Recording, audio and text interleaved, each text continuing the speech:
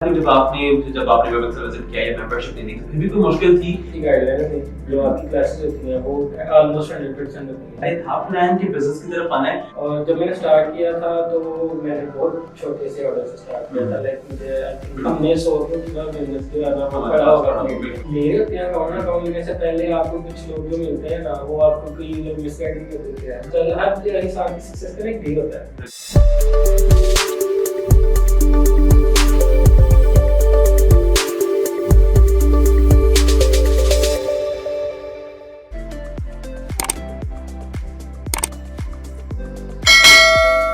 बिस्मिल्लाहिर्रहमानिर्रहीम, अस्सलाम वालेकुम नाज़रीन, आप देख रहे हैं वेब एक्सेल्स यूट्यूब ऑफिशियल चैनल और मैं हूं आपका मेजबान ख्वाजा फरमोद। आज एक बार फिर से आपको अपनी सक्सेस स्टोरी सेगमेंट में खुशामदीद कहते हैं। आज की सक्सेस स्टोरी भी एक बार फिर से बड़ी ही बेहतरीन और बड़ी ही मुनफरिद होने जा रही है और उसके बारे में थोड़ा सा पहले मैं आपको बता दूं। और आगाज जनाब इनका कुछ यूं हुआ कि ये भी उन तमाम नौजवानों की तरह जो कि हमारे यहाँ पर अक्सर एक कहानी सुनने को मिलती है, क्यों ना दुबई का रुख किया जाए और जाकर दुबई में अपनी किस्मत आजमाई जाए। और जब जनाब दुबई का रुख किया तो फिर सबकी तरह जिस तरह पूरी दुनिया में कोरोना ने सबको आड़े हाथों लिया, इन्हीं की जिंदगी में भी कुछ इस तरह के मराहिल आए कोरोना की वजह से इनको वापस मुल्क आना पड़ा। और कुछ इनके बैकग्राउंड के बारे में बात करें तो अक्सर आपने बहुत सारी मीम्स भी सुनी है, आप सुनते हुए कि इंजीनियर्स की जिंदगी काफी मुश्किल होती है। तो उनकी जो पढ़ाई थी, जो बैकग्राउंड था वो इलेक्ट्रिकल इंजीनियरिंग था। फिर इलेक्ट्रिकल इंजीनियरिंग से कैसे दुबई गए और दुबई में क्या किस्मतें इनको रूप दिखाए और उसके बाद फिर पाकिस्तान अपने ही यहाँ पर आके जो कि बिजनेस का बैकग्राउंड नहीं था और अली बाबा पर एक कामयाब बिजनेसमैन के तौर पर वो काम करे। ये कहानी में खूबसूरत सफर कहाँ से आगाज हुआ आइए इनसे जानते हैं। हमारे साथ मौजूद हैं यंग गाइड्स के सीईओ जनाब रिजवान अहमद साहब। अस्सलाम वालेकुम, कैसे हैं आप सर? सर सबसे पहले आपको खुशामदीद कहते हैं। और जनाब सबसे पहले आगाज यही करेंगे कि इलेक्ट्रिकल इंजीनियर, वैसे इंजीनियर्स हमारे बेचारे उनके ऊपर बहुत सारी मीम्स बन गई, तो आप पहले तो मैं चाहूंगा कि हम इस पे बात कर लें, बाद में हम बताएंगे कि बाबा फिर आपकी जर्नी कैसे रही। तो ये इंजीनियर्स को क्या कोई वाकई इनके साथ ज्यादती होती है क्लासरूम्स में, क्या सिस्टम होता है इनके साथ? एक्चुअली में हमारे यहाँ जॉब्स बहुत कम है तो इंजीनियर बहुत ज्यादा है। हर दूसरा बंदा दिखेगा अभी हम अपने छोटे बच्चों से पूछते हैं आप क्या बनेंगे, तो फिर इंजीनियर बनेंगे, डॉक्टर बनेंगे। अब ये हमारे मुल्क में इतने ज्यादा है और जॉब इतनी कम है इसलिए दूसरी को जा रहे हैं, तो वो बनता है उनकी जो बनते हैं ना वो किसी हद तक सच है, सच होते हैं बिल्कुल ऐसे। तो कि जब ये मीम्स बन रहे थे तो आपने तब सोचा कि शायद एक पहले था प्लान कि बिजनेस की तरफ आना है या कुछ ये दुबई से आके फिर आपको एहसास हुआ? दुबई क्यों गए, क्या मकसद थोड़ा उसके बारे में बताएं। एक्चुअली जब मीम्स हम देखते थे ना ड्यूरिंग स्टडीज तो हमें लगता था मजाक, लेकिन जब स्टडीज से फारिग हुए तो फिर फील में लगा ये सच है। लेकिन उसके बाद जब पाकिस्तान में मैंने खुद जगह ट्राई किया तो इस तरह कुछ खास नहीं।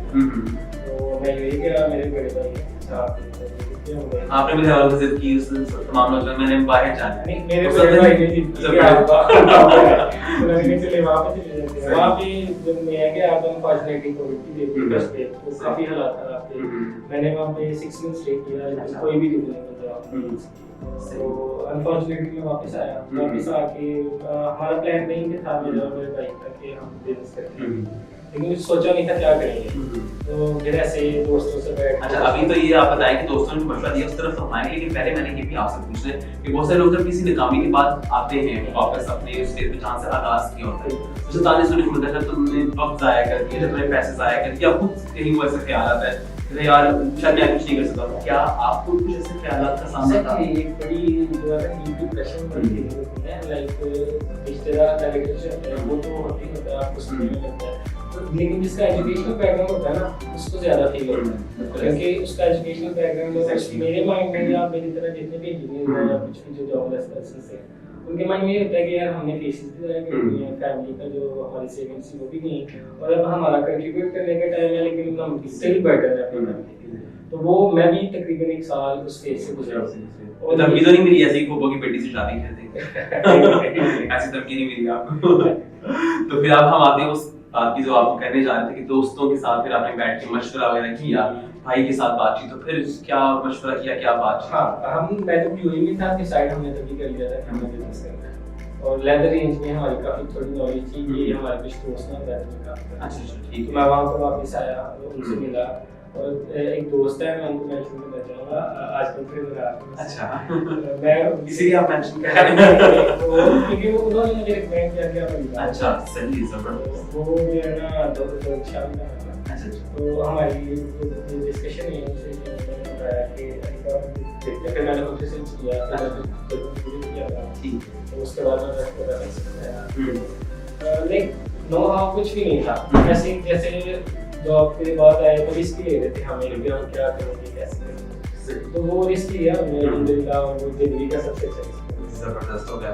तो रिस्क लेने के बाद आगे जाके जब आपने वेबसाइट विजिट किया या मेंबरशिप लेने की, फिर भी कोई मुश्किल थी उस पर काम करने की, इस प्लेटफॉर्म को समझने की? क्योंकि बहुत सारे लोगों का ये भी सवाल होता है कि अच्छा ये ई-कॉमर्स प्लेटफॉर्म से पता नहीं कौन लोग हैं जिन पे काम करते हैं, या पता नहीं कितनी पढ़ाई की जरूरत है इसके लिए, कि बड़ा स्ट्रांग बैकग्राउंड चाहिए, तो ये सब बेसिकली क्या होता है कि जब आप ले रहे होते हैं अकाउंट लेने से पहले आपको कुछ लोग जो मिलते हैं ना, वो आपको कोई मिसगाइडिंग कर देते हैं, इस तरह होता है या इस तरह होता है। लेकिन अगर मैंने जब लिया मेरे माइंड में ये सारी क्वेश्चन से जो आप कह रहे हैं, लेकिन जब मैं आया एक तो मैंने देखा कि अगर आपको कंप्यूटर की नॉलेज है तो अलीबाबा में काम करना चाहिए। लर्निंग आपकी सारी जिंदगी है। मैं मेरा सेकंड ईयर है, मैं भी अलीबाबा की बहुत सारी चीजें अभी भी लर्न कर रहा हूँ। सही। लेकिन जो मेन फीचर्स है ना वो समझना कुछ मुश्किल नहीं है अगर आप थोड़ा सा टाइम दे हार्ड वर्क। सॉरी मैं आपको एक चीज एक्सप्लेन करता जाऊँ कि हम जब अलीबाबा अकाउंट लेने वाले होते हैं ना, तो बड़ी सारी चीजें होती हैं। कुछ लोगों को माइंड में ये होता है कि अलीबाबा हमें बिजनेस देगा, हमने 100 रुपये बिजनेस जो है ना वो पड़ा होगा। ऐसा नहीं होता। अलीबाबा पे अगर आपने काम करना है तो आपको पहले से डबल मेहनत करनी पड़ेगी। बिजनेस है यहाँ पे बहुत है, लेकिन मेहनत की जरूरत है। अगर कोई मेहनत करता है ना तो वो बहुत आसान है उसके लिए। कुछ सब मेहनत से ना कुछ लोग घबरा भी होते हैं, तो हम थोड़ा सा आसान कर देते हैं। थोड़ा सा आप कुछ अगर स्टेप्स अपनी आप जिन स्टेप से गुजरेंगे, सबसे पहले ये चीज करनी पड़ती है, हम थोड़ा क्लियर करने की कोशिश करते हैं अपनी ऑडियंस को कि चारी का काम करना चाहता है तो क्या उसके लिए रोड मैप में डिजाइन करना पड़ेगा। बेसिक से स्टार्ट करें। बेसिक से करें पहले, जो उसकी गाइडलाइंस है जो आपकी क्लासेस होती हैं वो ऑलमोस्ट 100% होती है। उसमें आपके लिए लगने के लिए बहुत सारा कुछ होता है। उसके बाद आप अपनी आरएफक्यू उसमें तरह जाते हैं। ज्यादातर लोग रिलाई करते हैं इंक्वायरीज पे, लेकिन इंक्वायरीज से डबल बिजनेस है आरएफक्यू। तो आप अपनी आरएफक्यू को टाइम दें, अच्छे से उनको फिल करें। और सबसे जो मैंने चीज़ ऑब्जर्व किया, अगर आपके जो प्राइसेस जो प्रोडक्ट रेंज है ना वो रीजनेबल है, प्राइसेस तो बिजनेस आपको ठीक है। हमारे यहाँ कुछ मिसगाइडेंस इस तरह की है कि या तो रेट्स बहुत कम है, वो उसकी मैन्युफैक्चरिंग कॉस्ट नहीं होती, या रेट्स बहुत ज़्यादा है, इस वजह से भी पाकिस्तान में बिजनेस कम हो रहा है।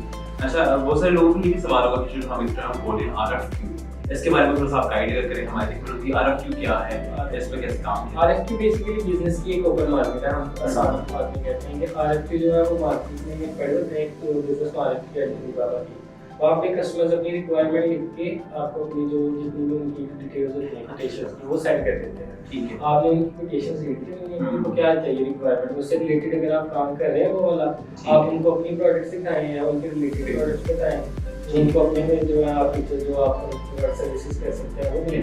सही, वहाँ से आपको कुछ समझ। अच्छा, ये तो हो गया अलीबाबा के आरएफक्यू की बात होगी। तो कुछ साथी समझ में भी कि मेरे रिश्ते की आरएफक्यू भी आया है, ठीक है। ये बिजनेस जब करने के बाद तो वहाँ पे भी रिक्वेस्ट आना शुरू हो जाती है।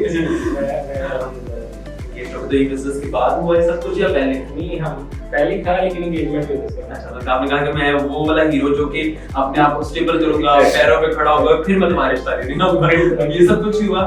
एक्चुअली प्रैक्टिकल लाइफ किसी को कहते हैं कि अगर आप स्टेबल नहीं है तो आप रिस्पांसिबिलिटी नहीं ले सकते। बिल्कुल ऐसा। तो जब मैंने फील किया कि मैं स्टेबल हूं तो मैंने रिस्पांसिबिलिटी। अच्छा रिजवान साहब, कितना को अर्न कर लेता है? थोड़ा सा हम एस्टिमेटेड बात करें।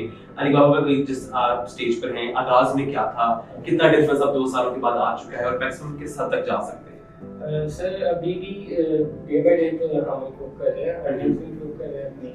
और जब मैंने स्टार्ट किया था तो मैंने बहुत छोटे से ऑर्डर से स्टार्ट किया था। लाइक मुझे आई थिंक याद है हार्डली 10,000 रुपए बचे थे। अच्छा, बस एक ऑर्डर से। ठीक है। और उसके बाद चलते चलते अल्हम्दुलिल्लाह अभी लास्ट ईयर मैं भी मोर देन 70 लाख का बिजनेस। माशाल्लाह माशाल्लाह। सिर्फ फर्स्ट ईयर, वो मेरा फर्स्ट ईयर था। अभी सेकंड ईयर में स्टार्ट हुआ।